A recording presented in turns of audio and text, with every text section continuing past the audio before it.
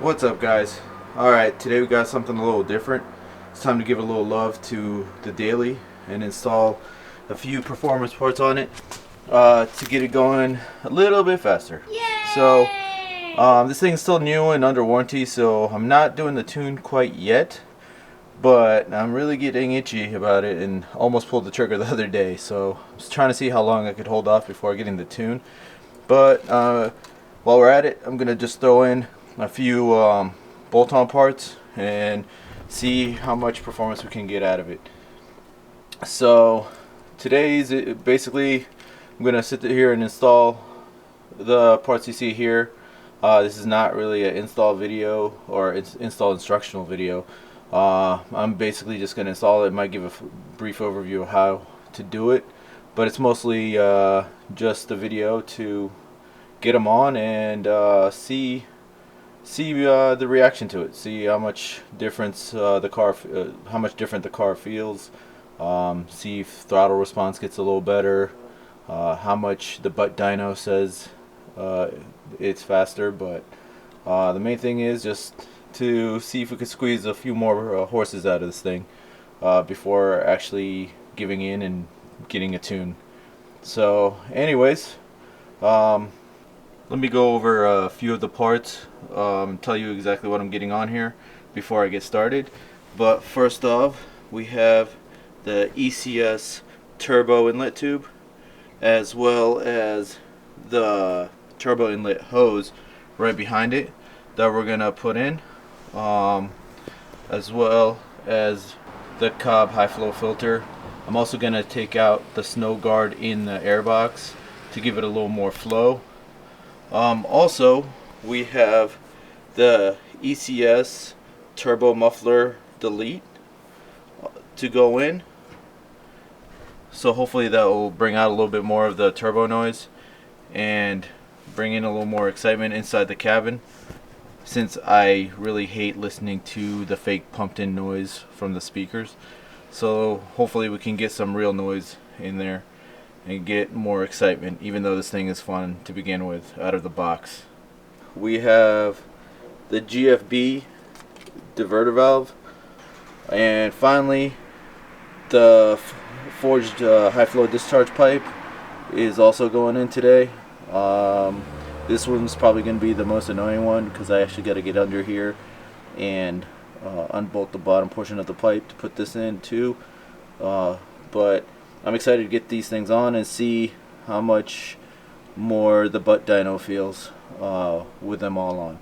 Anyways, enough talking, let's get started with the install. Alright, so we're going to start by removing the stock airbox to give us some room to get in here.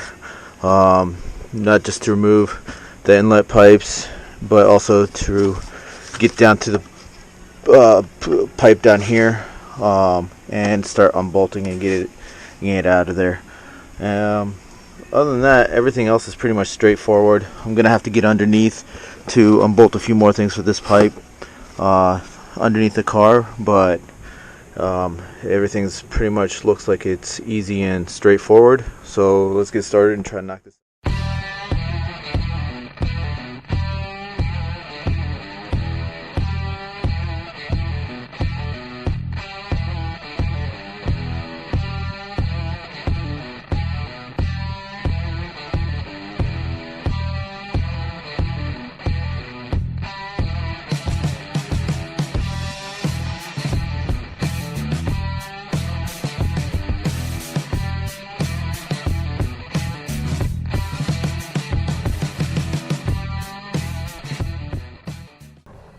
Alright, so we got the airbox out. Now we have access to the charge pipe and easier access to the other turbo fun parts. So it's time to unbolt those and get them replaced and hopefully get things back together.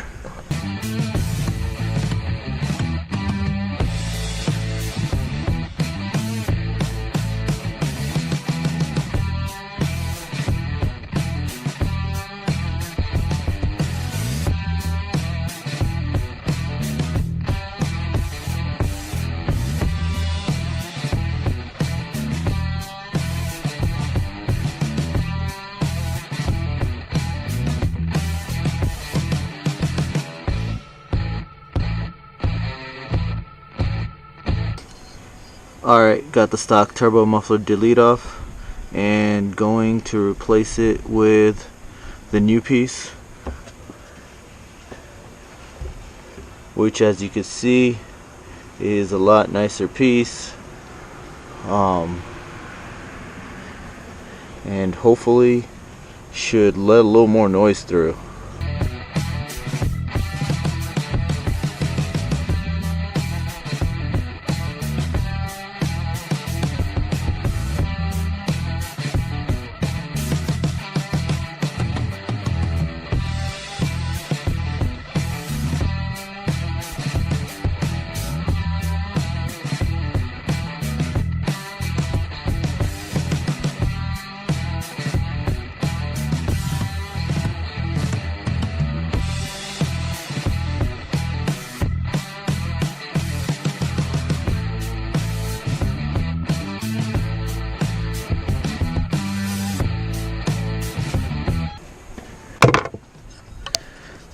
Alright guys, we got the turbo inlet pipe out.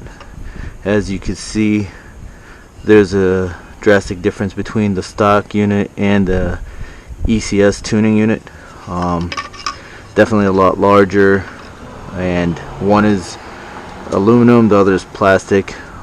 This definitely looks like a sturdier, better flowing piece. So we'll see how it goes. Let's put it back in and continue on with the work. While I'm back there, I can replace the diverter valve piece and plug it back in. Then all I'll have left is the charge pipe and the air filter in the box.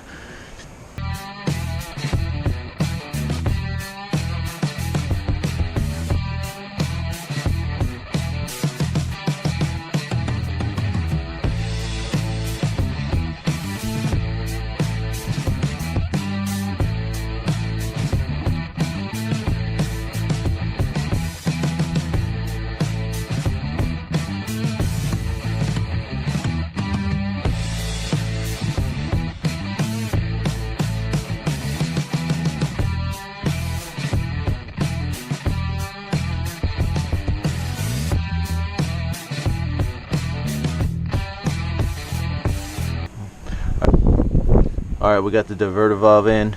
Now it's time to plug in the turbo inlet pipe.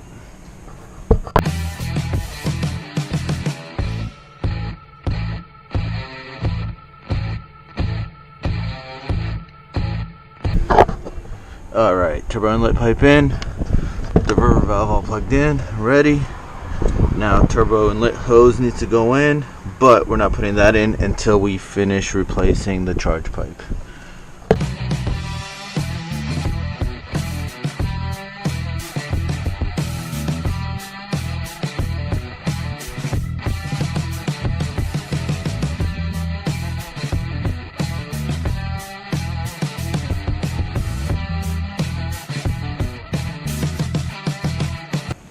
Alright, so we got the cover off.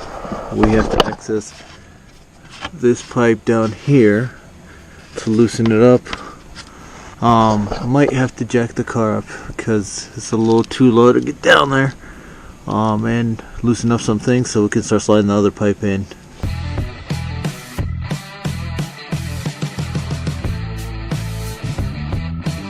One eternity later. Alright, so we finally got the charge pipe out. As you can see, it's a big difference between the two. This is more consistent in size throughout. The forged unit is, at least, compared to the stock unit where it starts off small, then it increases in size. The forged unit is just constant size throughout, and looks like it's gonna flow a good amount more. Nice smooth inside, less bumps and things inside the pipe for turbulence. Hopefully it's a lot easier to put in than this was to get out, so let's try to squeeze this sucker in. This is going to be pretty much your hardest part of the job, especially without a lift. This thing is in there tight and gets caught up on a bunch of things trying to get it in, so I'm really hoping it goes in a lot smoother than it did coming out.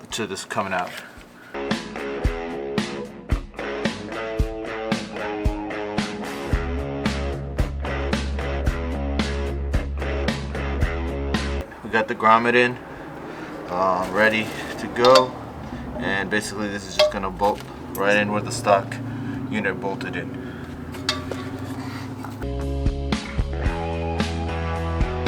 One eternity later. We got the pipe in. The only heads up I need to give you is, at least for the Jetta GLI 35th anniversary, the bolt that came in with the forged charge pipe that goes in here wouldn't go in straight, so I had to actually pull the rubber bushing grommet thing out of the stock pipe and insert it into the forged charge pipe in order to get it to actually bolt into the stock location correctly. But anyways, other than the pipe being a pain in the butt to get in and get out, I think it looks great. Install is done of it. Now it's just time to put the intake hose in and the box back in and put the filter in. Then we could start putting everything back together underneath the car and engine cover wise and take it out for a spin. Alright guys, gutted the airbox from the snow guard. This piece of plastic, of course you're gonna have to break it out, so that way I can stick the filter in and it'll get a little more flow. As you can see, everything's basically put back together. Just gotta put the air filter in, put the engine cover on, and close it up.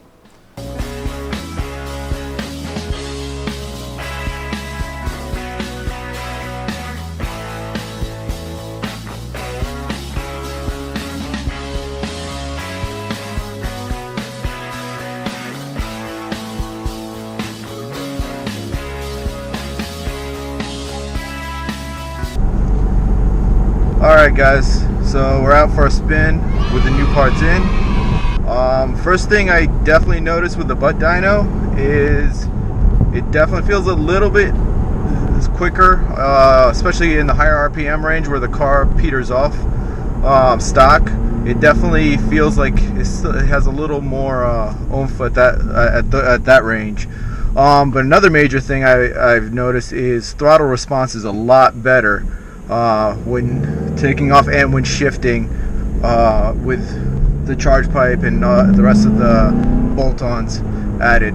So it's definitely a lot more fun. Not that the car wasn't fun to begin with. VW definitely makes fun cars, so even if it's not the fastest thing, it's definitely a fun experience.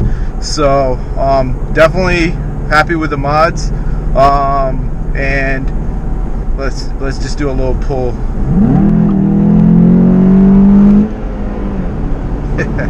Damn, this thing's fun. Yeah, it's definitely made a slight difference with the car over stock, and it's definitely enhanced the driving experience. So if you're thinking of some easy, not too pricey bolt-on mods that you can do in your driveway without having, you know, much issues, definitely pick up some of these parts. I'll link them down below so you know exactly everything I did. I'm still up in the air on whether I'm going to keep the diverter valve on or return back to stock, just because the stuff I've been hearing, or sorry, I've been reading on the forums about them having a tendency to get stuck if they're not oiled very well over time. But we'll see about that. Right now I have the aftermarket diverter valve in. I think I'm gonna eventually switch it back to stock to see if it makes a big difference. I'm overall happy with these mods, and keep a lookout because I have a new speed piggyback unit on the way. For the next video, I'll be installing that piggyback module on and testing that out. I'm going for that unit for right now, just because this car is still new, less than 4,000 miles on it. I don't want to go full on tune and void the warranty for right now until I make sure everything's fine on this thing before I bump up and actually get a tune, get more power out of it. But for now, I think that piggyback unit will hold me up. So just keep a lookout. That's going to be next video. Thanks for watching, and thanks for the support. See you guys next time.